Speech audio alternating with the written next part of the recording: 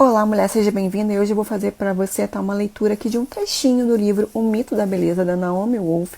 E depois eu vou deixar aqui alguns comentários, tá? Para que você reflita sobre isso. Então, vamos lá. O mito da beleza, de fato, sempre determina o comportamento e não a aparência. A competição entre as mulheres foi incorporada ao mito para promover a divisão entre elas.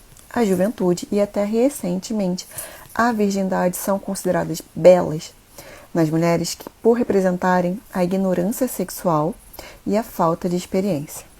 O envelhecimento da mulher é feio porque as mulheres, com o passar do tempo, adquirem mais poder e porque os elos entre as gerações de mulheres devem ser rompidos.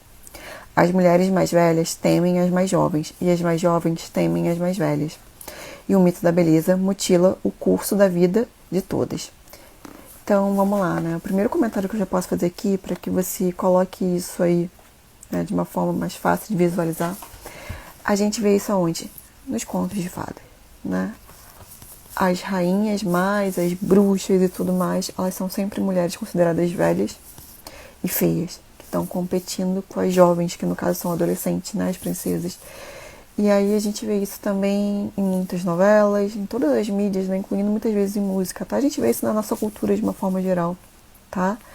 E por consequência, na rede vizinha, então é um ótimo local que você vê isso, né, com mais força, essa competição entre meninas muito jovens e outras mulheres, do quanto essas moças muito jovens se gabam muitas vezes por terem sido amantes e os homens terem deixado a mulher, ou elas estarem conseguindo algum benefício, né? Só que eu não tô aqui para julgar, a questão é a seguinte, que não existe o entendimento de que, na verdade, ela é um objeto, né? De que a gente é ensinada a ser esse objeto, tá?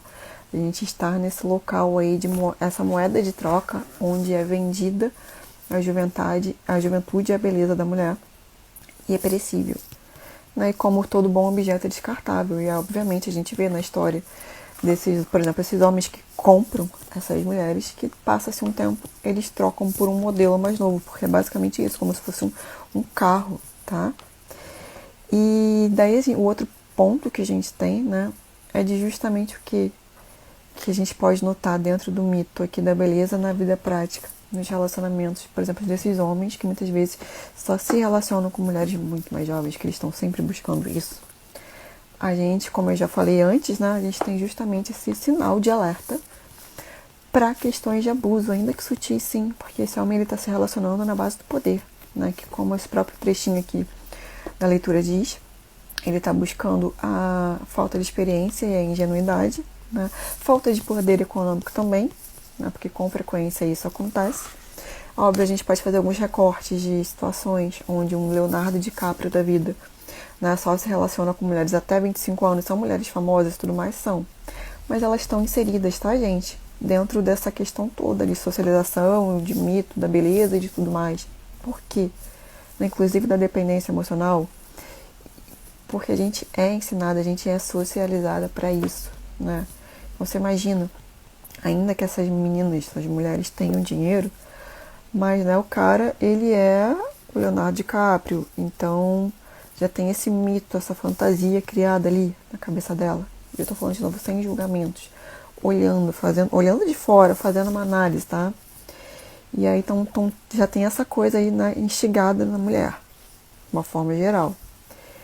E aí tem o que junto com isso, né? De cara, eu fui escolhida pelo Leonardo DiCaprio. Tô dando um exemplo, mas você pode adequar a outras situações.